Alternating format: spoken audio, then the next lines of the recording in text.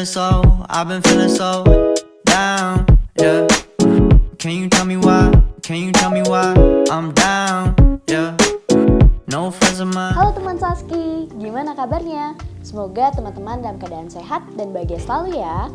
Teman Saski, hari ini adalah episode spesial banget karena ini perdananya episode Saski datengin, dimana Saski bakal datengin orang-orang inspiratif dari berbagai macam bidang buat sharing-sharing sama teman-teman Saski. Hari ini tamunya juga spesial banget karena aku sendiri kagum banget sama orangnya dan aku sendiri adalah pelanggan setianya dari produk yang beliau jual. Kali ini pembicaranya dari F&B Industry, yaitu Kak Keisha Meka dari Today's Donut.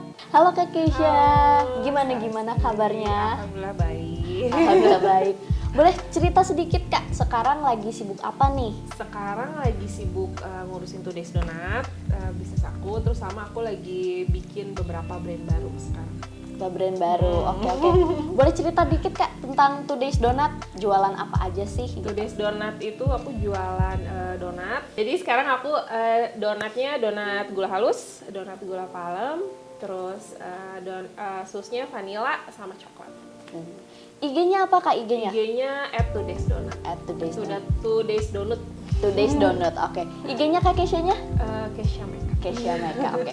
Teman-teman kalau kepo boleh follow IG-nya dan nanti cobain ya produknya ya.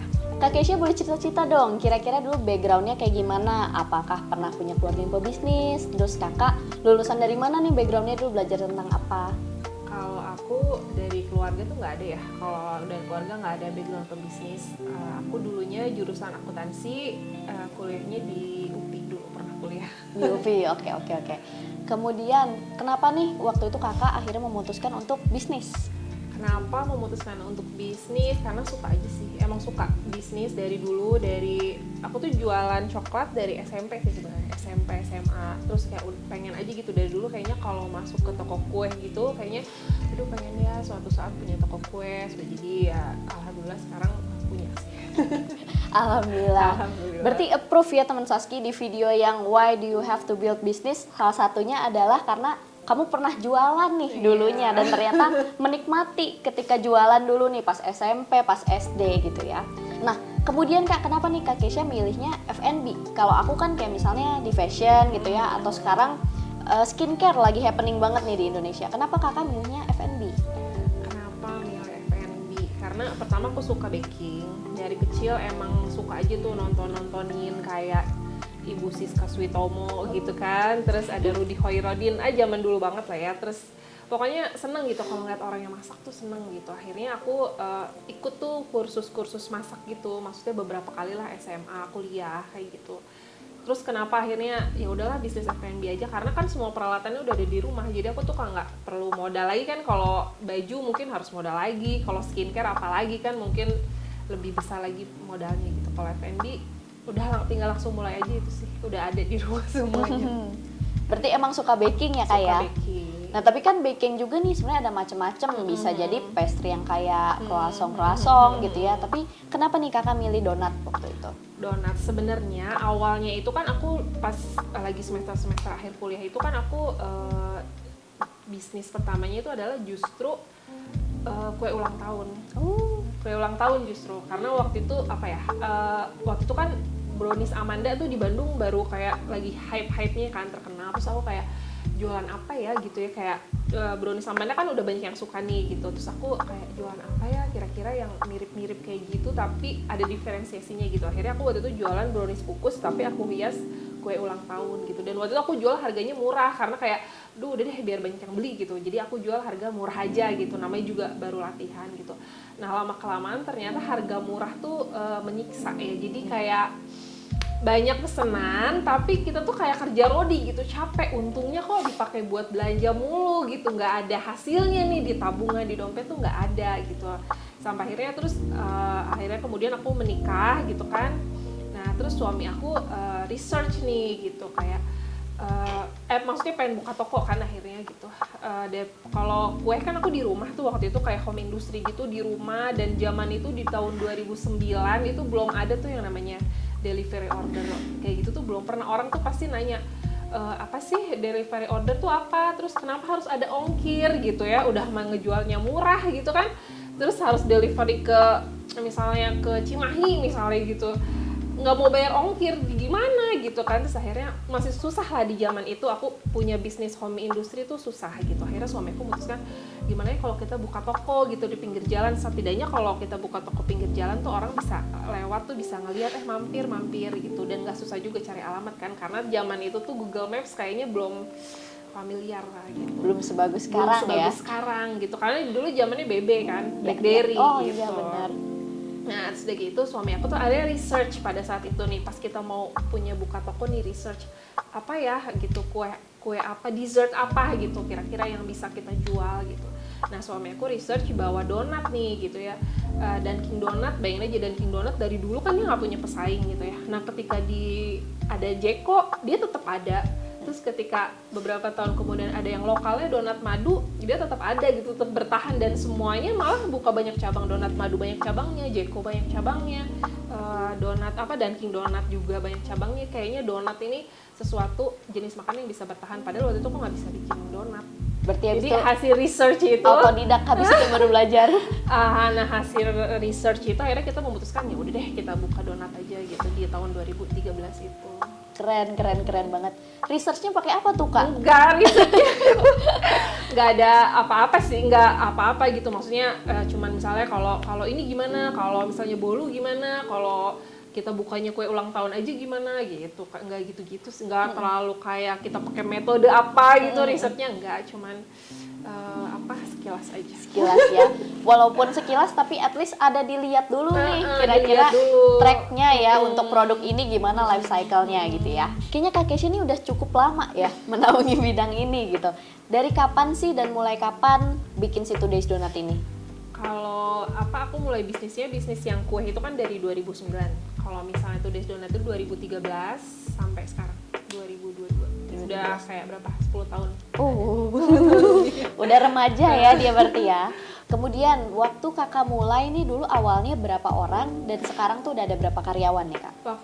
Si Today's Donut ini sendiri tuh kan kayak terbagi menjadi 2 fase ya kalau aku bilang. Jadi dari 2013 ke 2018 itu aku langsung pakai karyawan gitu, 1 sampai 2 orang lah maksimal. Nah di tahun 2018 itu dari toko kan aku pindahin ke rumah. Nah itu aku berdua doang, nggak ada karyawan gitu. Jadi 0 karyawan, sampai sekarang adalah beberapa orang karyawan. Oke. Kemudian kan ini berarti udah cukup lama ya, walaupun udah ada 2 fase juga gitu.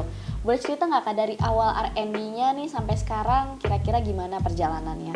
Nah awalnya itu kan di tahun 2013 itu sebenarnya kita dapat tawaran tuh dari supplier. Jadi waktu itu kan jualan kue itu kan sebenarnya lumayan ramai juga ya. Terus aku dulu jualannya tuh lewat blog. Jadi kalau misalnya sekarang Saski lewat YouTube gitu ya, lewat TikTok mungkin orang gitu nyeritainnya. Kalau dulu aku nyeritainnya tuh lewat blog. Jadi kita bikin kue, aku bikin kue terus aku tulis. Jadi misalnya hari ini aku bikin kue gitu, terus kuenya gagal atau enggak ini yang ngambilnya jauh nih, bla bla. Jadi aku ceritain tuh dalam bentuk tulisan, terus kayak gitu aku kasih foto-foto proses pembuatannya. Dan itu dulu tuh caranya gitu tahun itu gitu ya, di tahun Blogspot Blogspot di tahun itu tuh hits banget. Maksudnya orang datang tuh, orang nyari tuh search tuh datangnya ke Blogspot, nggak ada nyari di Instagram, di TikTok gitu nggak ada.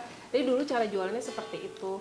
Nah ada tuh tiba-tiba supplier nge-email aku, mungkin ngelihat dari situ dia nge-email mau masukin produk, cuman nggak masuk tuh kalau masuk ke kue gitu pada saat itu. Akhirnya dia bilang, Bu, sekarang donat lagi rame loh, kok pas banget ya gitu ya, pas gitu ketika kita juga mikirin pada saat itu pengen buka toko donat, kok ada nih supplier datang. Terus dia bilang, kita adain pelatihan aja Bu di kantor gitu, kalau ada karyawan juga boleh aja diajak gitu ke kantor, nanti kita pelatihan gitu.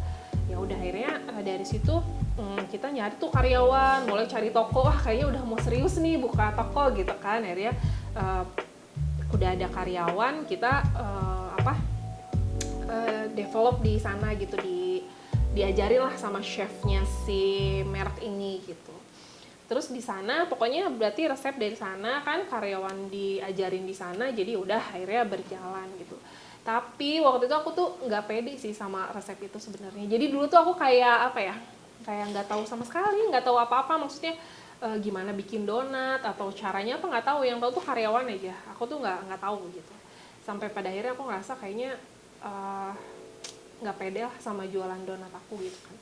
Akhirnya di 2018 itu, makanya ketika dari toko pindah ke rumah dan aku berdua nih sama suami, bener-bener berdua kita menjalani si toko ini, aku tuh berusaha tuh jadi setiap ada les apa donat misalnya di Bandung yang kejangkau sama aku, wah pasti aku ikutin semuanya. Terus di YouTube misalnya, wah aku tonton satu-satu nih, aku lihat resepnya apa, metodenya apa, karena kan setiap orang punya metode yang beda-beda ya, dan itu nggak ada yang salah, nggak ada yang benar, asalkan hasilnya enak ya udah enak aja gitu. Terus di online juga, kursus online semua aku ikutin gitu, aku metodenya untuk aku catat gitu kan. Sampai akhirnya aku menemukan tuh, akhirnya aku bikin sendiri sama suami aku gini gitu, sampai akhirnya aku menemukan resep yang tepat sama metode yang tepat untuk di dapur aku. Terus aku cobain sama mama, aku cobain sama orang-orang di situ, oh iya bener ini enak gitu. Nah waktu itu kan aku pindah tuh dari toko ke rumah itu modalnya nggak banyak. Jadi aku nggak bisa tuh beli yang berbagai macam selai, apa, coklat yang kayak sebelumnya, tuh donat sebelumnya tuh udah nggak ada duitnya gitu. Terus akhirnya aku mikir apa ya yang cepet gitu, maksudnya yang murah aja deh. Terus kata suamiku, ya udah ini aja, gula halus, gula palem sama meses aja. Dan itu kebetulan emang aku sukanya kayak gitu, emang donat yang klasik aja gitu. Akhirnya dimulai dari situ dan ternyata pada saat itu saingannya belum ada jualan tadi GoFood, GrabFood tuh waktu itu belum ada. Jadi bener-bener orang kalau misalnya cari nih donat jadul misalnya, ya udah yang keluar cuma Today's Donat. Waktu itu belum ada saingannya di 2018. Iya. Gitu. Jadi awalnya sampai sekarang. Iya. Tapi betul banget sih, aku juga ngerasanya kalau beli donat tuh kan sekarang udah terlalu banyak pilihan rasa gitu, dimana aku sebagai customer aja jadi bingung gitu mau beli yang mana gitu. Jadi menurut aku Today's Donat nih opsi banget, ya udah nggak sih rasanya cuma ada ini dan tapi rasanya enak banget, ya orang nggak pusing lagi gitu, ya udah langsung check out gitu. Kayak aku sendiri nih sering beli nih teman-teman, biasanya kalau ada tamu dari luar kota, keluarga dateng gitu ya, atau misalnya ada tamu ke kantor, biasanya aku beli Today's Donat aja, udah enak dan murah dan gampang. Aku pelanggan setia banget. Makanya aku senang banget nih bisa ngundang Kak Keisha hari ini. Nah, aku personally nih teman Saski sebenarnya paling suka donat yang gula putih. Menurut aku itu benar-benar enak banget, empuk banget. Tapi mungkin Kak Keisha bisa cerita sebenarnya produknya Today's Donat tuh ada apa aja dan bestsellernya tuh yang mana sih? Kalau Today's Donat gula halus, gula palem sama meses, tapi mesesnya tuh dia yang bukan pakai ditempelin, itu pakai mentega yang jadul gitu, bukan pakai coklat cair lagi tapi mentega. Terus di atasnya meses, habis itu sama ada sus namanya Sapporo sus kita bilangnya. Susnya rasa vanila sama coklat. Itu tuh kayak sus asli dari Korea gitu kan sih Kak? Yang ada glazingnya gitu di atasnya ya. Oke, kemudian di bisnis tuh kan sebenarnya ada banyak yang harus diurusin ya Kak. Maksudnya apalagi sebagai business owner pasti kita kurang lebih harus paham lah dikit-dikit dari finance, operation, HR, marketing gitu ya. Mungkin Kak Keisha boleh share nih tips and trick buat marketing dulu mungkin, atau mau dari mana dulu? Boleh deh, dari apa?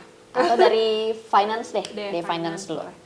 Kan kalau misal aku nih dari mulainya tuh dari sendiri ya, jadi semuanya tuh aku ngerjain sendiri gitu semuanya pada awalnya. Jadi ketika kemudian kita nih punya karyawan, ya udah tinggal kita duplikasikan aja apa yang kita lakukan, kita kasih tahu ke karyawan.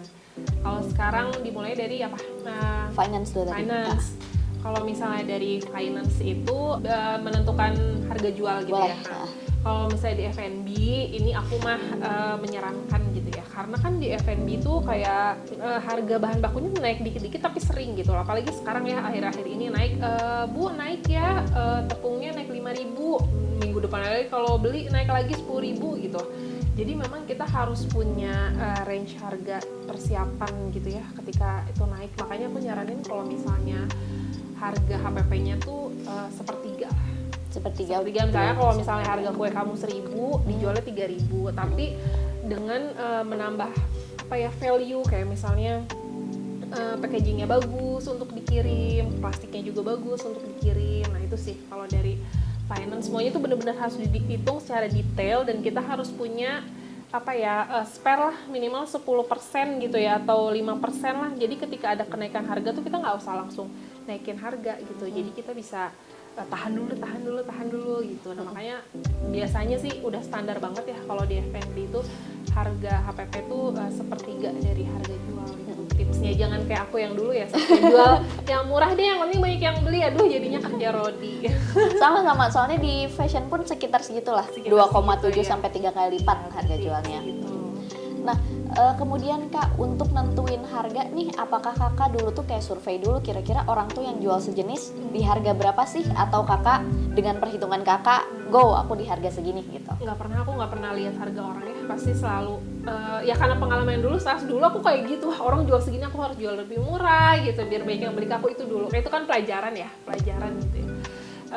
Kalau sekarang aku enggak, jadi emang bener-bener aku hitung aja semuanya, jadi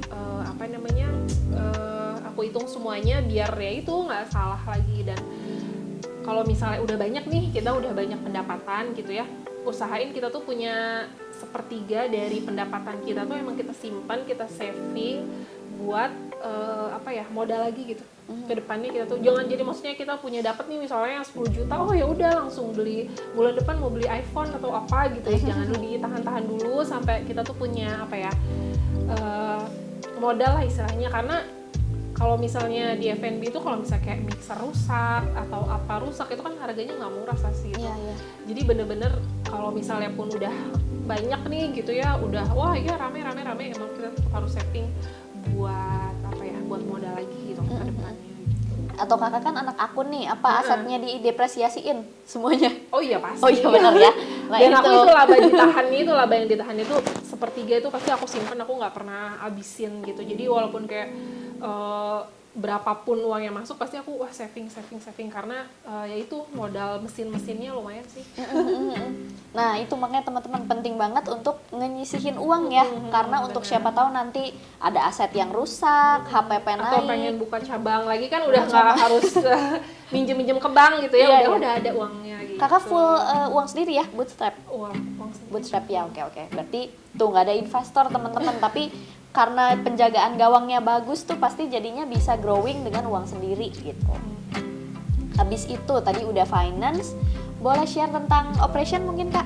Operation, nah kalau operation ini aku kan semuanya pernah sendiri, jadi aku bertahap aja gitu. Misalnya butuh bagian dapur nih gitu kan, udah akhirnya aku ngedidik nih bagian dapur, kamu kerjanya gini-gini ya, bikin SOP-nya dan segala macam. Misalnya yang di depan nih ngelayanin, kalau lagi ngantri nih, misalnya aku bilang gitu kan ke karyawan, kalau lagi ada ngantri nih, terus ada ibu-ibu apalagi bawa anak-anak, itu kan pasti anak-anak rewel gitu ya, udah kasih ada stoknya, ada menses kasih menses gitu. Atau misalnya ada orang mau nyobain dulu Kak gitu, ya udah kasih aja gitu, jangan pelit-pelit gitu. Terus kalau Gojek nih kelihatannya ngantri gitu kan, pasti kesel, suguhin donat langsung, jadi sumringah, oh ya gimana gitu kan. Kan pegawai aku yang di depan cowok kan yang ngelayanin gitu, jadi mereka tuh jadi mukanya jadi ramah gitu. Itu sih kalau dari operation. Terus dari admin juga, misalnya kalau misalnya ada yang komplain langsung cepet diiniin, mau refund, mau kirim balik atau apa gitu ya. Maksudnya nggak usah bu ini ongkirnya mahal nih kalau kirim balik atau apa, udah nggak usah gitu, pokoknya selesain aja, yang penting selesai gitu. Karena kalau misalnya kita cepet ya tanggapi gitu, konsumennya juga jadi ya seneng kan. Mungkin dia nggak bakalan, misalnya dia nggak langsung lagi beli ke kita, tapi mungkin dia rekomendasiin ke temennya gitu kan, tuh di donat aja tuh kemarin sempet salah sih, tapi dikirim balik lagi kok, bla bla bla segala macam gitu. Jadi nggak jadi sesuatu yang dibelin gitu ya di mata konsumen, walaupun ada kesalahan kecil gitu. Berarti ada nih pengalaman pernah dikomplain gitu Kak, terus Kakak misalnya handlingnya bagus, terus dia jadi loyal customer gitu? Kebanyakan sih ya banyak ya. Ada malah mereka kadang kalau yang baik-baik nih gitu ya, kalau misalnya ada kayak komplain gitu, mereka kayak mau dikirim balik nggak, kalau nggak usah kan, cuma ngasih tahu aja, kasihan soalnya takutnya nggak tahu gitu kalau misalnya salah kirim atau apa. Atau misalnya waktu itu pernah, tapi ini mungkin lebih ke dari permasalahan di bahan baku kali ya. Kadang kita kan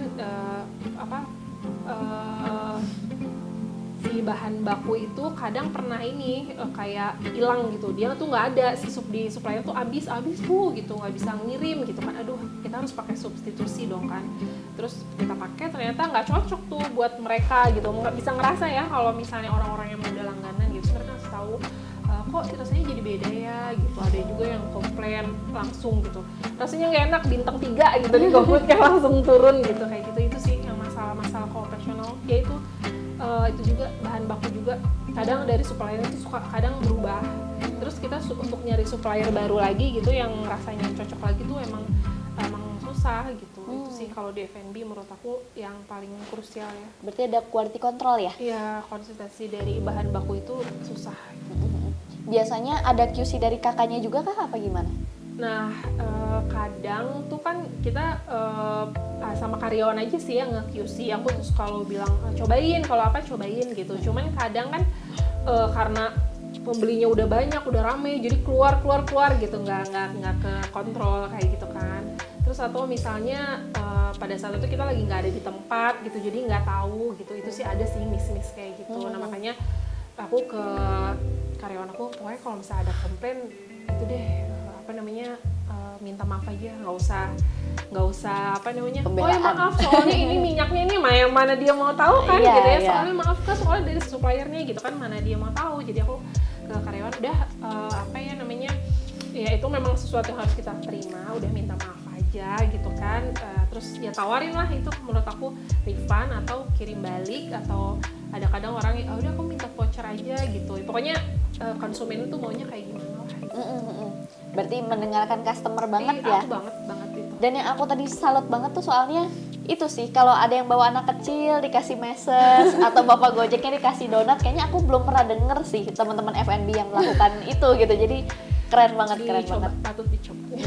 Karena kan mungkin jadi gojeknya juga seneng ya kalau nganterin ada dapat orderan 2 days donat, kesana dapat siapa tahu donat. dia kan nganter penumpang gitu. Selanjutnya tentang karyawan nih Kak. Tadi karyawan ada berapa?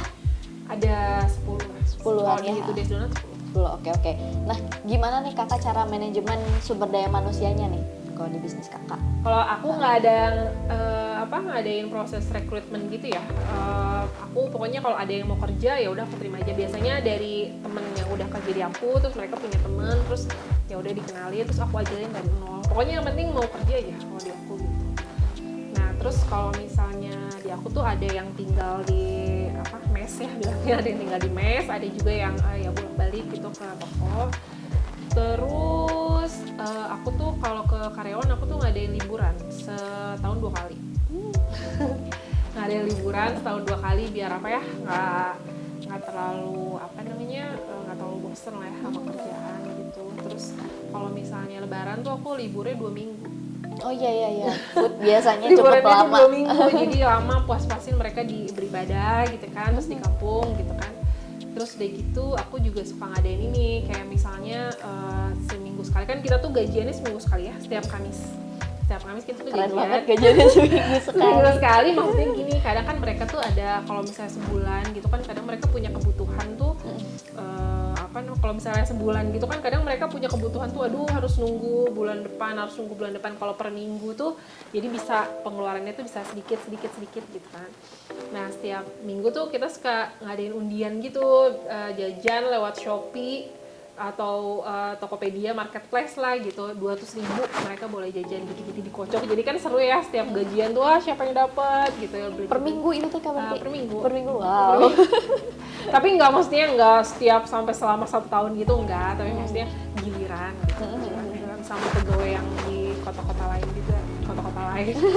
Dan sebulan berapa kali itu Kak yang belanja Shopee itu? Enggak kan, berarti kalau seminggu tuh kan 1 orang. Oh, Nah, seminggu kan 1 orang Itu sebulan dikocok gitu. 4. Sebulan 4 orang. Ramai banget.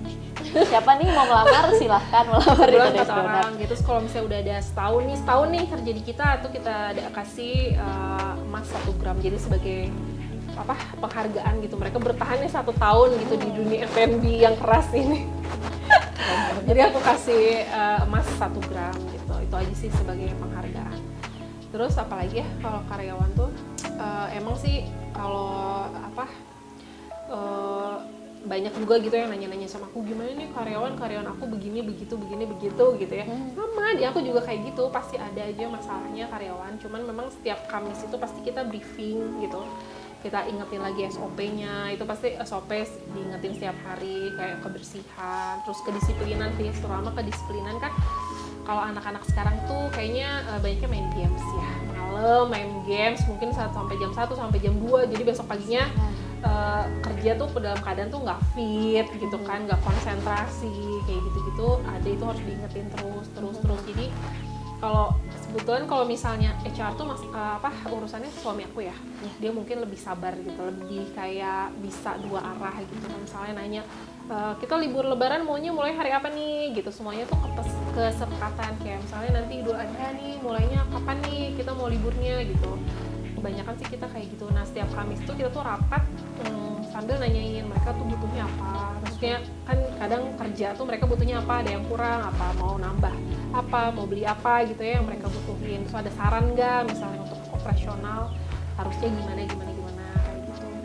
Pokoknya dilibatkan aja sih, karena mereka juga sebetulnya punya ide sama keinginan juga kan dalam bekerja tuh mereka tuh seperti apa gitu. Berarti ada weekly meeting ya?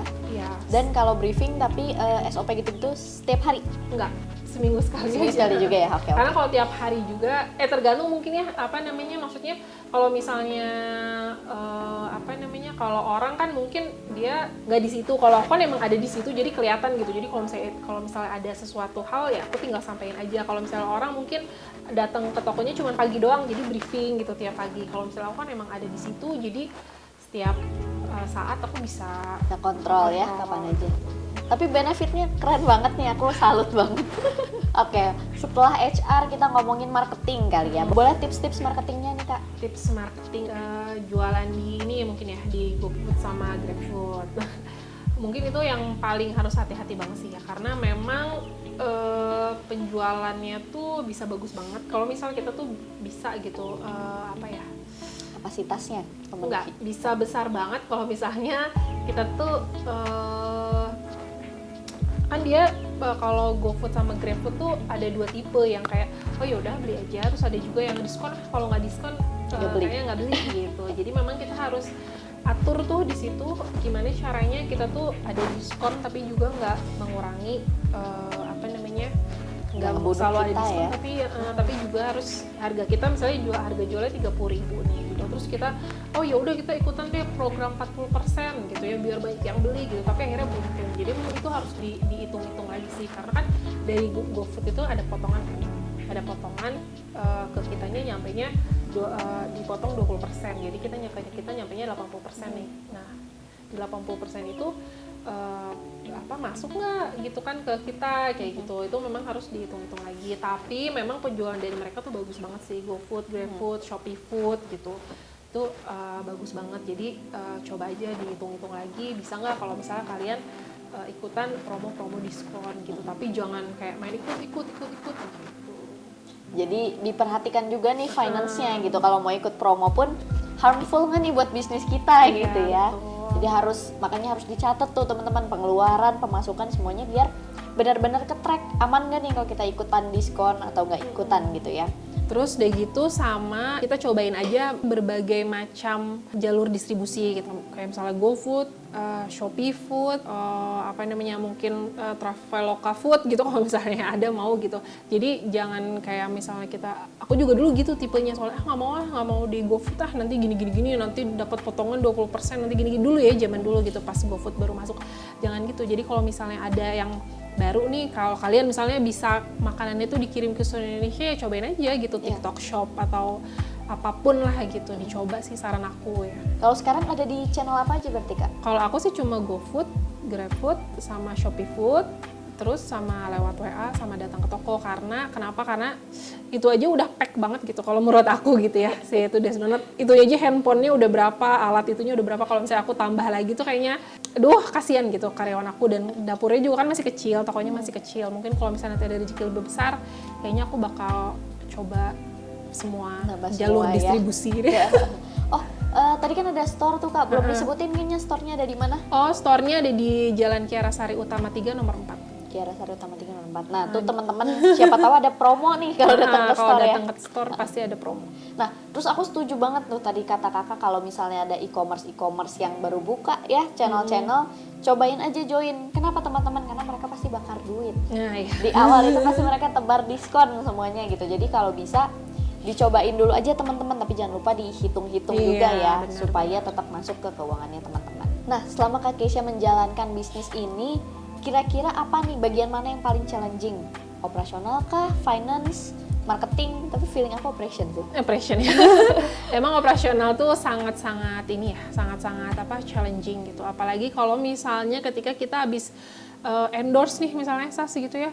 Itu kan benar-benar membludak banget tuh yang datang gitu kan ya. Sementara kita operasional ya kemampuannya segitu-segitu aja. Jadi pasti ada overload, pasti ada miss-missnya, dan dari situ tuh langsung terlalu lama bintang 3, bintang 2 gitu kan. Apalagi mereka customer baru gitu. Makanya aku kalau misalnya dari operasional itu kadang-kadang memang miss itu tidak terhindari. Tapi ya itu, kalau yang paling masalah terbesar adalah bahan baku sih, yang tadi aku bilang gitu. Karena itu benar-benar kalau misalnya mereka hilang, bukan hilang ya, maksudnya kayak lagi kosong lama gitu, kita harus cari substitute. Nah, substitute ini cocok apa enggak gitu. Kadang kalau pelanggan lama tuh bisa ngerasain gitu, dan pelanggan baru bisa langsung blacklist, nggak enak gitu kan gitu.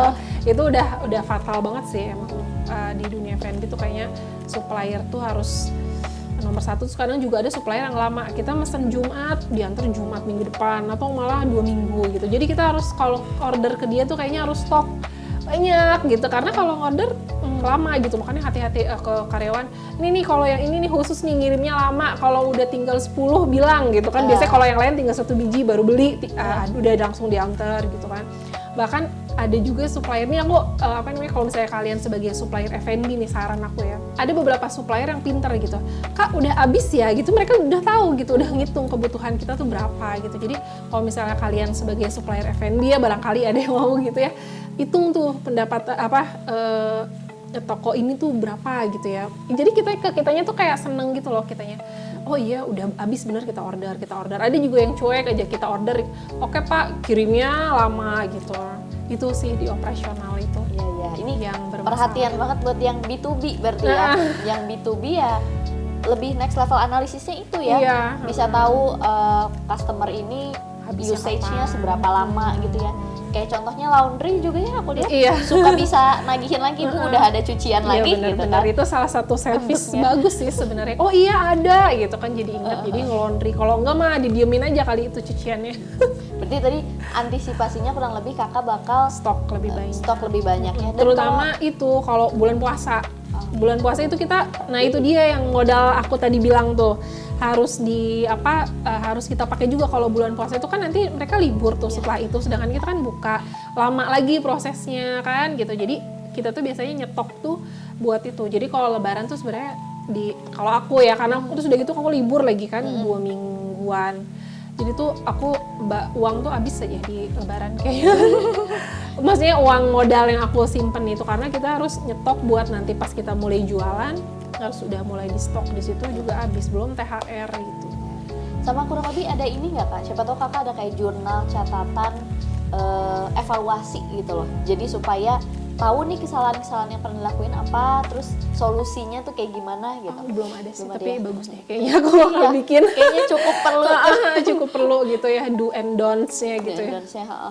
Dan tadi juga bener banget teman-teman tuh yang kayak harus nyetok pas lebaran. Aku pun di fashion sama ya. itu kena banget gitu teman-teman. Karena produk aku nih, bayangin Rajut itu produksi bisa cukup lama, 2 minggu sampai sebulan.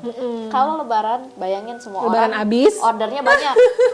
Semua orang ordernya banyak, otomatis suppliernya ngelambat. Ngelambat, udah gitu kita itu butuh stok sebenarnya untuk 3 bulan teman-teman. Sebelum lebaran, bulan ketika lebaran, dan setelah lebaran. Karena sama vendor aku pun dia liburnya 2 mingguan gitu. Dimana 2 mingguan kan kalau aku order 2 minggu setelah lebaran, dia berarti baru ready lagi bisa jadi sebulan lagi dari situ gitu. Jadi hati-hati untuk ini stockingnya juga ya Kak ya. Nah kebetulan nih kan ada subscriber kita juga nih yang request nih, Kak gimana sih caranya branding F&B? Kalau teman kita tuh spesial produknya sih siomay ikan ya, cuman coba kita tanya ke suhunya sekalian ya, gimana nih Kak cara branding F&B? Brandingnya, sebelumnya aku ceritain ya pengalaman aku yang kan Today's Donut itu 2013 sampai 2018 itu kan aku punya toko. Nah pada saat itu aku tuh kan jualannya donat yang dihias-hias gitu, dan itu si donatnya tuh mirip kayak donat adalah salah satu merek donat gitu ya. Nah terus jadi si customer itu, karena aku tuh pada saat itu kayak nggak mikirin diferensiasi produk, nggak mikirin apa ya, oh produk aku tuh harus beda dari yang lain, mikirnya ya udah jualan donat aja gitu, nggak mikir branding karena waktu itu kan belum ngerti gitu, cuman branding tuh taunya dus aja gitu kan. Jadi orang tuh banyak yang nelpon, halo donat ini ya, donat yang terkenal itu ya, donat ini ya gitu. Bukan, ini tuh Des Donat. Oh kok mirip sih gitu. Itu beberapa kali ya, bukan sekali, mungkin 10 atau 15 kali gitu. Dan itu bikin aku kayak mikir gitu, kayak gimana nih, kayaknya ada yang salah nih sama aku gitu kan. Kok aku dikira orang lain? Kok aku dikira orang lain, kayaknya ada yang salah sama aku. Satu-satunya diferensiasi aku waktu itu, dia donatnya gede, aku tuh donatnya kecil. Nah kenapa aku bikinnya donatnya kecil? Karena waktu kok pernah dikasih tahu sama seseorang gitu ya, Azan, Pas dulu denger kan? Jadi gitu kan dia nelpon kan, kayak gitu. Oh ya, jadi bentuk donatnya gede, dia gede, aku kecil gitu. Terus aku tuh kenapa aku donatnya kecil? Karena aku pernah dikasih tahu sama siapa ya, aku lupa gitu, temen aku pokoknya ngomong gini, lo kalau misalnya mau ngambil market anak, kalau bisa menang ngambil market anak-anak, lo hebat deh gitu. Kenapa? Karena kalau misalnya bisa ngambil market anak-anak, kan orang tua sayang banget nih sama anaknya. Kalau anaknya udah suka nih gitu, orang tuanya nggak suka pun pasti ke lu beliin, gitu, pasti beliin gitu. Apapun ya, maksudnya baju atau apapun lah gitu. Apalagi makanan, kata dia gitu. Kalau misalnya lo target market anak-anak lo pegang, wah udah bagus katanya, dia bilang gitu. Jadi aku tuh bikin tuh donat kecil. Emang iya sih ya, kadang anak kecil tuh kan makannya ya udah sedikit-sedikit gitu kan, nggak yang gede-gede banyak. Atau akhirnya aku cuma diferensiasinya itu aja, dan ternyata diferensiasi dari besar ke kecil itu nggak bikin orang ngeh gitu bahwa itu adalah donat yang beda dari orang lain gitu. Nah makanya ketika akhirnya 2018 itu aku harus pindah ke rumah, karena aku udah nggak ada modal lagi buat ngontrak ya, karena pada saat itu si Des Donat itu penghasilannya tuh nggak terlalu banyak, jadi kayak rugi lah gitu, apalagi kontrak toko tuh puluhan juta, dan karena branding aku berantakan, finance aku berantakan, jadi aku kayaknya harus mulai dari nol, kita pindah aja deh ke rumah. Dan karena itu kan waktu itu juga udah mulai ya GoFood sama GrabFood, baru mulai kayaknya ya, baru mulai banget gitu. Jadi aku mikir ya kalau jualannya dari GoFood, GrabFood, dimanapun kita punya toko, kita bisa gitu, rumah di gang sekalipun, di pinggir jalan, masuk ke komplek gitu, itu bisa gitu. Akhirnya pada saat itu aku gimana sih caranya nih jualan di GoFood, GrabFood nih, aku mulai cari tahu gitu kan. Nah abis itu pas kita pindah ke rumah itu dulu, pas setelah aku les lagi gitu dan berhasil bikin donat dan gak ada modalnya lagi kita untuk bikin donat coklat itu, akhirnya muncullah kan donat yang biasa itu. Kita bikin dus, kita nggak punya duit lagi buat bikin dus kan, akhirnya kita pakai aja deh yang ada di pasar, dusnya gitu, yang bunga-bunga gitu kan. Akhirnya ada, terus nggak muat nih sama donat kita kan, kita jualnya 10 lah ya biar gampang, kalau satunya 2.000 ya 20.000 gitu kan, kalau 10, kalau 25.000, kalau 2.500 kan 25.000 gitu mikirnya, waktu itu 10 gitu. Muatnya tuh gitu, 4 terus 2 di tengah gitu kan. Iya. Kalau misalnya orang mungkin apa sih gitu, 5 aja lah gitu kan dulu, kalau saya gitu 5 aja, tapi nggak bisa, kita nggak ada duit lagi buat bikin dus, adanya gitu 442 gitu. Tapi ternyata justru itu menjadi diferensiasi gitu. Orang tuh sampai gini, ada temen aku tinggal di luar kota, dia pas kita ketemu dia ngomong, mau ngomong nih sama kamu gitu, lupa waktu itu mau ngomong kenapa. Ada di status WA-nya dia ngeliat ada foto donat, nggak ada logonya, nggak ada tulisan dusnya. Tapi ini donat kamu deh, kok tahu itu donat aku? Ini donat kamu nih, kayak gini tuh donat kamu, ini aku yakin banget, kata dia bilang gitu. Nih aku cari dulu ya, kata dia gitu, mana nih statusnya. Terus ini nih, katanya gitu. Terus aku lihat nomornya, terus aku tanya ke admin kan, kenal nggak nih sama ini gitu, takutnya kan dia nyatut foto apa gimana gitu. Kenal nggak ke admin gitu kan, nomor ini? Oh iya, emang itu reseller Bu gitu. Nah maksudnya dengan dengan kayak gitu aja, dengan kita beda dari orang lain, itu orang udah ngeh gitu bahwa itu produknya tuh Des Donat gitu dari foto doang gitu kan. Setelah kita punya setelah itu aku yakin gitu bahwa oh iya, mulai nih kalau misalnya kita tuh bener-bener harus punya diferensi produk tuh bener-bener gitu. Kayak donat jadul kan pada saat itu semuanya Jeko, semuanya jualnya warna-warni, donat madu jualnya warna-warni gitu kan, belum ada. Jadi dari situ aku yakin bahwa kita tuh emang jualan gak boleh banget yang namanya kita tuh kayak niru, pengen kayak yang itu terus kita tiru kayak plek, bener-bener itu udah satu kesalahan besar dalam branding gitu. Bener-bener kita harus kayak dari hati atau misalnya dari sesuatu yang mengalir aja tuh kita sambil kita pelajari gitu. Yang namanya kita tuh niru ya produk orang tuh udah di branding tuh udah nggak bener banget gitu. Kecuali kalau misalnya kamu punya modal besar gitu ya, kamu branding ini punya aku, punya aku gitu. Tapi kalau misalnya kita UMKM kecil, please gitu, bener-bener kita tuh cari waktu bener-bener buat mikirin kita punya branding itu benar-benar harus dibuat waktu untuk belajar dan untuk ya terus aja gitu dijalanin prosesnya gitu. Nah setelah aku waktu itu dus bunga-bunga itu akhirnya aku udah ngumpulin duit kan gitu, udah ngumpulin duit nih udah ada, terus kita bikin dus kan, dusnya gimana nih, mau 5-5 gitu, enggak, tetap aja yang 4-4-2 gitu, tetap aja udah dikenal sama orang gitu kan.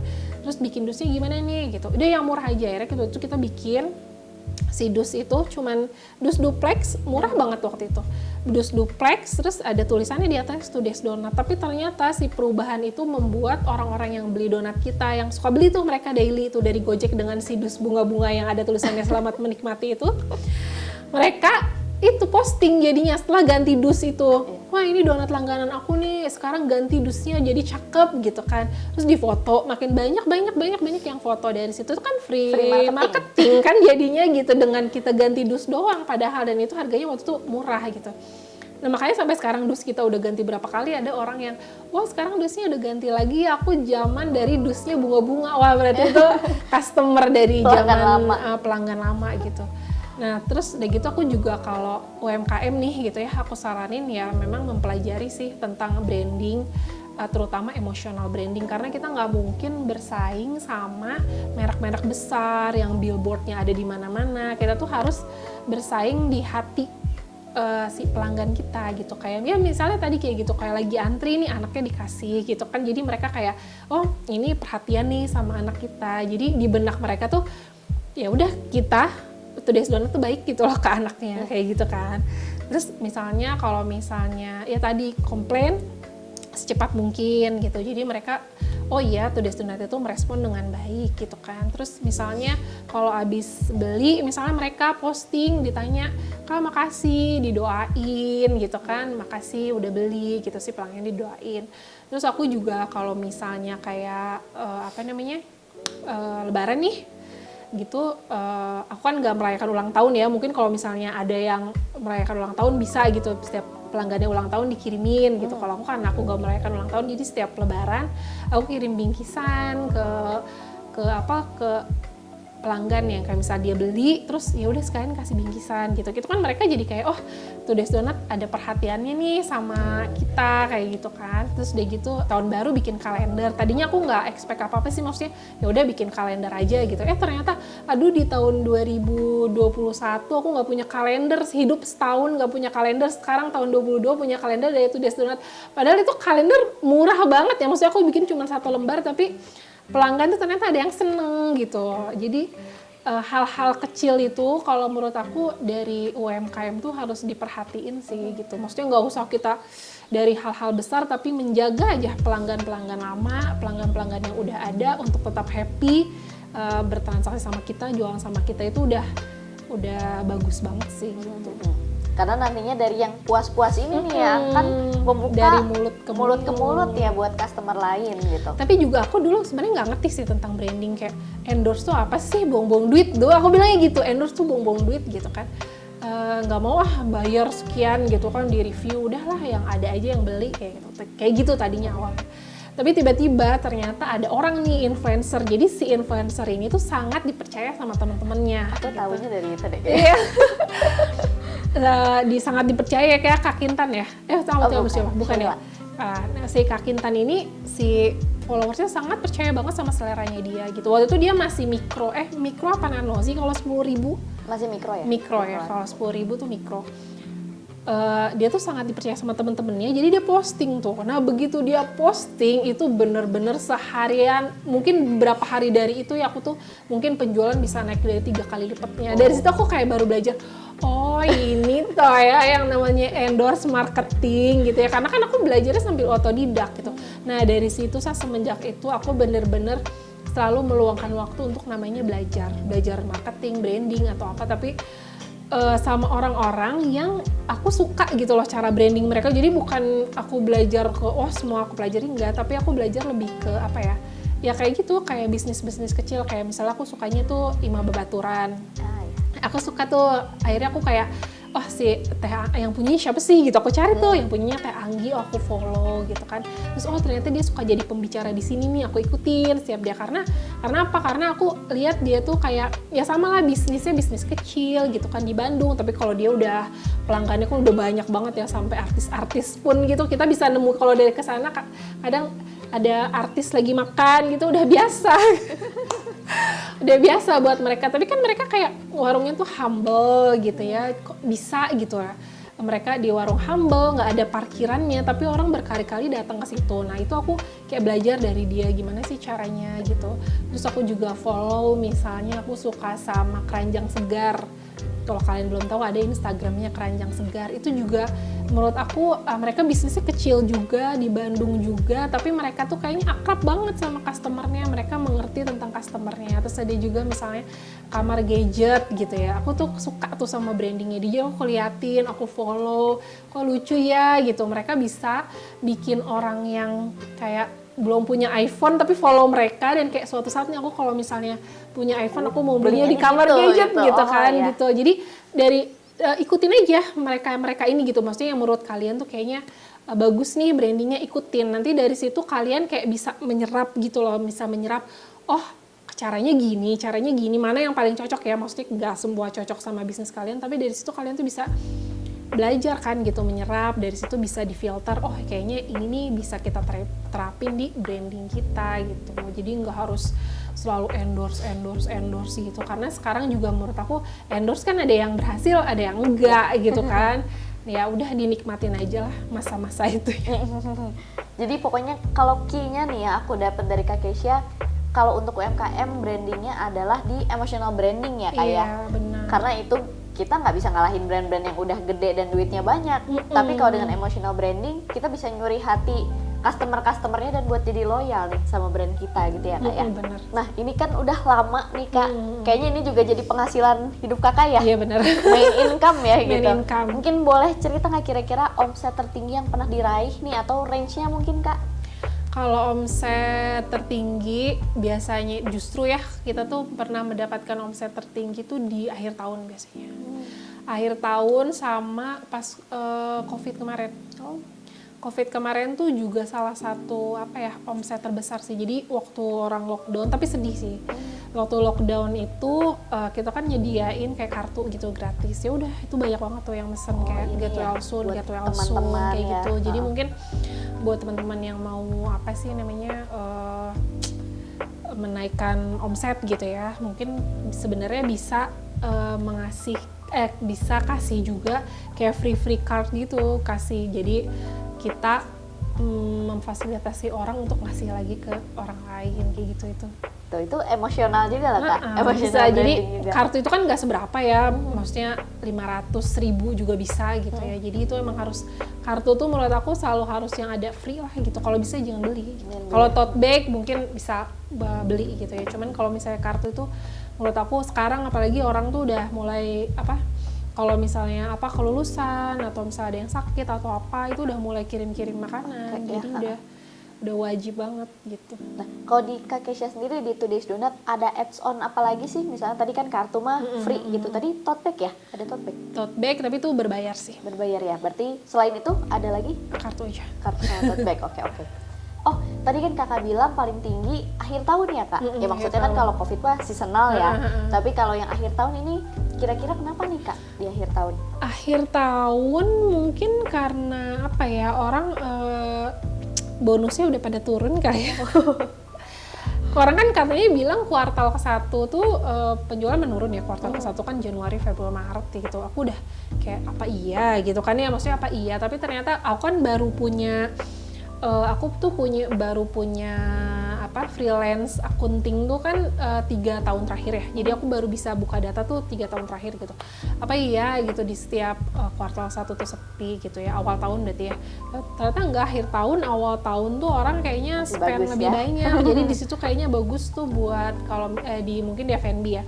bagus tuh untuk kalau misalnya yang baru mau mulai atau misalnya mau ngadain promo-promo tuh di awal. Kalau di aku ya di akhir tahun sama awal tahun tuh nggak tahu kenapa bagus aja gitu, positif gitu.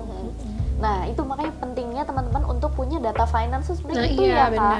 Karena biar kita bisa nganalisis sebenarnya kita tuh high-nya di kapan, low season-nya di kapan, dan ketika ini lagi high season atau low season, apa nih yang harus kita Iya, siapin ya? benar. Contohnya kakak lagi high season, otomatis barang harus nyetok, Iya, benar. stok raw material ya gitu.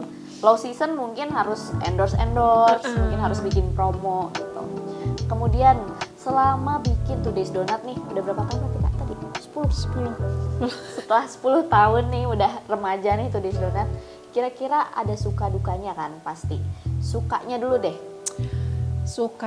Mungkin sukanya ya kalau customer yang puas ya, happy gitu, ngasih bintang 5 gitu, terus beli lagi, terus ngasih komentar-komentar positif. Wah kayaknya aduh bahagia banget gitu ya. Tidak terkira lah gitu. Tapi terus udah gitu apa ya, senangnya ya penghasilan juga mungkin. Penghasilan juga gitu, itu aja sih. Oh ya sama, ya itulah bisa kita punya karyawan ya kan, kita bisa kayak misalnya mereka tuh baru pindah gitu dari tempat kerja yang sebelumnya, gini, terus kita tuh bisa ngasih fasilitas yang lebih baik tuh, kayaknya seneng lah. Kebahagiaan tersendiri ya. Tadi kan sukanya udah nih Kak, kalau dukanya? Dukanya ya itu sih kalau ada customer komplain ya kan, kalau misalnya penjualan turun. Sebenarnya aku kalau kayak ngantri banget, aku takut. Terus kalau sepi juga aku takut. Kalau terlalu ngantri kan selalu heboh gitu kan, kayak deg-degan gitu. Dari karyawan mungkin Kak? Iya, mungkin kalau karyawan lagi ada masalah gitu, mesti kayak datang telat atau misalnya izin kayak gitu, itu aja sih. Oke. Bisa, tapi itu masih bisa bisa diatasi. Bisa diatasi ya. Kayaknya kuncinya juga nggak boleh terlalu baperan kayaknya ya Kak ya. Itu benar. Nggak boleh baperan, nggak boleh panikan. Iya, benar. Oke. Tunggu yang terakhir, satu pelajaran paling penting. Oke. Pertanyaan terakhir Kak, ini terakhir. Kira-kira kalau dari Kak Keisha, apa nih satu pelajaran paling penting yang kayaknya teman-teman perlu tahu nih? Pelajaran paling penting pertama, kalau harus banyak belajar ya, kita banyak belajar, kita follow nih orang-orang yang menurut kita tuh menginspirasi gitu ya. Misalnya kamu mau belajar branding, ya follow lah pakar-pakar branding. Emang bingung ya, pada awalnya tuh bingung, tapi kalau misalnya kita praktekin gitu sedikit-sedikit sambil dijalanin gitu kan, bisnis kita pasti nanti juga ada gitu hasilnya. Terus udah gitu yang kedua, produk kita tuh harus khas lah ya, harus khas gitu. Terus jangan kita ikutin produk orang lain, karena kayak aku tadi kan, orang jadi bakalnya produk aku disangkain produk orang lain gitu, dan nggak berkah juga gitu. Buktinya pada saat Today's Donut waktu itu meniru si produk terkenal ini, walaupun dari packagingnya beda tapi look like dan si bahan-bahannya sama, toppingnya sama, orang jadi kayak ngerasa kita tuh nggak spesial gitu kan, jadi kayak nggak ada spesialnya gitu. Tapi ketika kita berusaha nih mencari apa ya yang different, yang beda gitu, sampai akhirnya kita mengeluarkan itu juga dari hati gitu kan, akhirnya orang-orang juga nyampe tuh pesan kita ke orang-orang bahwa ini tuh kita tuh original nih jualannya gitu kan, jadi nyampe ke pelanggan-pelanggan kita gitu. Terus sama ya itu sih saving ya, kita harus punya dana darurat lah buat bisnis kita gitu ya, karena kita nggak tahu nih kan ke depannya kayak apa ya gitu. Benar-benar harus saving, jangan boros. Kita harus kalaupun investasi juga duluin ke kepala dulu ya. Ya kan, kita ikut talk show atau apalah, banyak sekarang menurut aku sih udah enak banget lah kalau orang mau mulai bisnis ya, udah webinar banyak ya, ada webinar gitu ya. Maksudnya walaupun tinggalnya di pedalaman, misalnya di desa gitu ya, kalau misalnya emang kalian mau usaha di desa jualan di kota, itu besar banget lah kesempatannya kalau kalian bisa belajar gitu. Itu aja sih. Terus apa lagi ya, sama ya itu harus terus berkembang Kayak misalnya dari packaging tadinya kita pakai dus bunga-bunga jadi dus yang ada mereknya, terus dari dus yang ada mereknya kita tambahin lagi plastiknya, tadinya plastik biasa kita tambahin plastik yang bening gitu ke depannya. Terus mungkin kita tokonya mungkin dari kecil mungkin bisa jadi besar. Nah itu kan semuanya hasil kita saving ya, karena itu butuh modal yang besar sih gitu. Dan usahain nggak usah minjem ya, Minjem. bootstrap. Nih anak akuntansi aja bilang nih kalau bisa bootstrap ya. Karena ya sedikit-sedikit ya, sedikit-sedikit nabung gitu. Jangan sampai kita, memang sih aku juga maunya ini itu udah penghasilan udah banyak lah gitu, bisa lah minjem kebayar lah gitu, tapi kan kita nggak tahu ke depannya market seperti apa kan. Jadi bootstrap itu menurut aku untuk UMKM udah paling bener lah gitu. Terus sama kalau misalnya kalian apa ya, misalnya nih kayak bingung gitu kan, bingung mau apa, jualan produk apa ya gitu, daripada kalian misalnya meniru, oh produk ini laku kita jual, misalnya itu cireng itu laku kita jual, kopi susu lagi rame kita juga jual gitu, enggak. Jadi mending kalian cari apa ya, menu-menu dari masa lalu kalian nih, kayak yang kalian tuh suka tuh apa sih gitu ya dari dulu, atau misalnya makanan-makanan yang mamah kalian jago tuh apa sih, yang nenek kalian dulu jual tuh apa sih, atau jajanan dulu kecil, sekarang dulu kita kecil yang sekarang udah hilang tuh apa sih, itu kalian bisa jualan lagi gitu, dibanding kalian meniru-niru produk orang seperti yang aku lakuin dulu gitu. Oke. Wah, bener-bener insightful banget nih menurut aku. Aku kan sebelumnya belum kenal nih sama Kak Kesha Meka nih. Ketika udah dapet insight nih dari hari ini, menurutku emang oke banget sih, maksudnya you deserve it lah untuk punya Today's Donut yang seperti sekarang gitu ya. Dan menurut aku nih kuncinya hari ini dari Kak Kesha Meka yang pertama diferensiasi ya. Diferensiasi karena ya produk yang kita jual memungkinkan sama-sama aja sama orang, tapi ya apa nih yang ngebedain kita gitu. Kemudian tadi lebih di emotional branding. Kalau aku nangkepnya emotional branding banget, karena ya kita UMKM anyway, nggak mungkin berjuang sama yang gede-gede, bersaing sama yang gede-gede yang modalnya udah miliaran gitu ya. Dan tadi karena Kak Kesha anak akunting, aku percaya banget nih sama finance-nya, di mana kita harus punya margin yang cukup, kita harus saving. Dan tadi yang aku ambil lagi adalah how we treat our employees, ya gimana kita ke karyawan kita, ke customer kita. Kalau kita niatnya baik, kita baik juga sama mereka, insya Allah berkah juga ya bisnisnya Kak. Oke deh, thank you banget Kak Kesha hari ini udah mau datang ke YouTube-nya Saski. Dan teman-teman jangan lupa cobain Today's Donut. Boleh tadi Kak IG-nya apa? IG-nya @Today's Donut, GoFood, GrabFood-nya juga Today's Donut. Alamatnya di Kiara Sari Utama 3 nomor 4. Bandung. Oke, sukses terus buat Today's Donut. Pokoknya teman-teman cobain, ini bukan paid ini bukan paid promote, aku emang customer langganannya mereka. Oke deh, kalau teman-teman merasa video yang aku share berguna, boleh banget teman-teman like, comment, subscribe, atau share ke teman atau keluarganya yang sekiranya membutuhkan. Siapa tahu nih ada teman-teman atau keluarga yang bisnis makanan, nah pasti insightful banget nih pembicaraan hari ini buat bisnisnya mereka. Kalau mau request topik, boleh banget tinggal komen aja di bawah atau DM ke IG aku @saski_4 kali. Sampai bertemu di video Saski datengin selanjutnya. Bye!